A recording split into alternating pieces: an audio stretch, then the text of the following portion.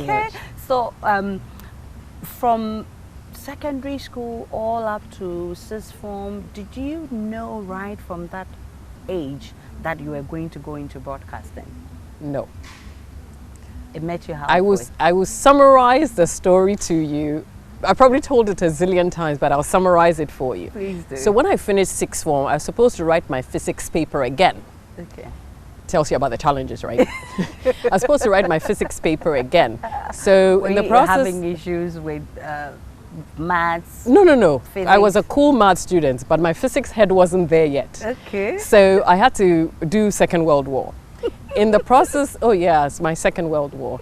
In the process of studying to write my Second World War in physics, I had a car accident, broke my 2 legs. Oh, and so sorry. I missed out on that year altogether. Okay. When I got better, I went back and wrote the exams. When I was getting ready to go to university, because I wanted to study pharmacy, when I was getting ready to go to university, the lecturers went on strike that year.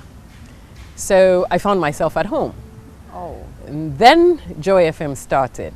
So I was Okay. just listening to their test broadcast, and I thought, this is something I could do. Yeah. It sounded like a fun thing. So a friend of mine who was a friend of the station was recording jingles for the station. So I went to speak to him, and I said to him, I want to work here, even if it's part-time, because the lecturers are on strike. Then he says, oh, well, why not? I will talk to the people and let them know. And that's how I ended up at Joy FM, because then I was called in. I came in, they asked me if I had an audition tape. I said, what's that? I don't know, I haven't seen it before. So, so then they said, okay, well, we're going to give you a newspaper to read out loud, just so we can check how you read and all of that. So they did, which was Tommy Annan Forson, Mr. Kwesi Chum, Brigadier Chum then, Okay. and then Dusty Wayne of blessed memory. Okay. So they took me through a reading and hearing session, and they said to me, we'd like for you to show up tomorrow. I was like, yeah, sure. So I showed up the next day. Then Fred Chidi put in my hands something that looked like a news bulletin. This was about 11 a.m. He said, well, you're reading the news at noon. I'm like, all right.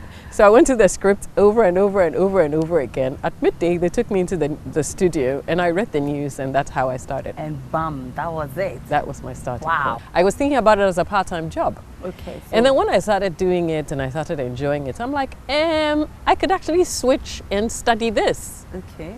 So I didn't even tell my parents that I wasn't going to university to do pharmacy any longer. But in actual fact, I went for prospectus and all paperwork from GIG and said to my dad, I want to study journalism and public relations. He's like, are you serious? That was in the plan. Yeah.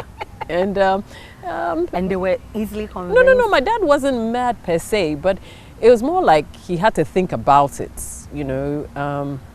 okay, let's see how this goes kind of thing. And I got glued to the idea that this is what I really want to do. And so I went to GIG.